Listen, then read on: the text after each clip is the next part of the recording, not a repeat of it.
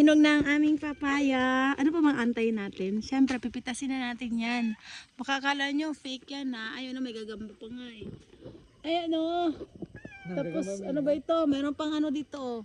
Namiming, kunin mo yung papaya. Hala ka kuya. Tapos may susunod pa yan guys. Ayan pang isa oh.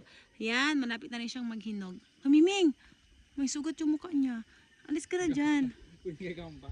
Gagawin ko siyang ice candy. Ayan siya. Opya, ayun na. Diba? Oh. That is not fake. This is true. True. True na true. No, orange na orange talaga siya. Oh, diba? Mas red ang laman nito. Tingnan nyo.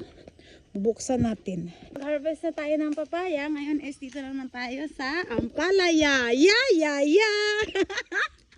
Ayan o. Tingnan nyo. Ready na yan siya. Tapos may katabi pa. Diba? Kasi since wala akong kasama, yun. Ayan. Tapos meron pa sa kabila. Ayan siya. Marami siyang mga mga bulaklak. Pero lalaki na bulaklak yan. Ayan o. Yan ang lalaki na bulaklak kasi wala siyang dito. Papakita ko sa inyo kapag babae yung bulaklak ha. Wait. Meron ba dito? Parang wala ah. Ito na lang. Ayan, itong babae, may bulaklak siya sa dulo, tapos ito, pero itong bulaklak niya is nalanta na. Ganyan siya open, tapos may bunga rin. Ganun siya. Tapos dito pa, tingnan nyo, natumba na ito. Pero, pinatayo ko lang siya ulit. Ito, may isa pa. Yan nga may sira pa na konti. So, bibigyan ko rin sila papa ng ganito.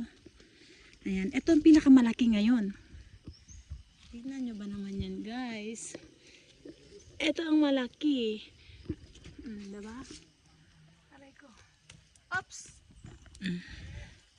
Ayan siya. 3. Tapos, kaso lang, hindi ganun ka ganda yung kanyang bunga kasi pulipit siya. Pulipit! Gaya nito, tingnan nyo, iba siya. Dapat straight.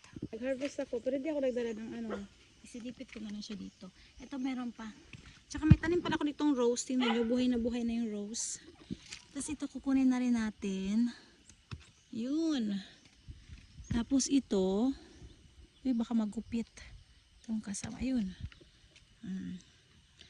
Yan na lang muna. Kasi pang next time na naman yung iba. Ito, tapos sa yun doon. Next time na naman para may maulam na tayo. So for today's video, ito na muna. 1, 2, 3, 4, 5. Ang sarap nito lagyan ng itlog guys. Ayan. Diba? Ulam na. Ay, ito kunin na rin natin itong isa pala. Ito yung isa kunin na natin. Hindi na. Bukas na lang. Ang gulo! Basta yun.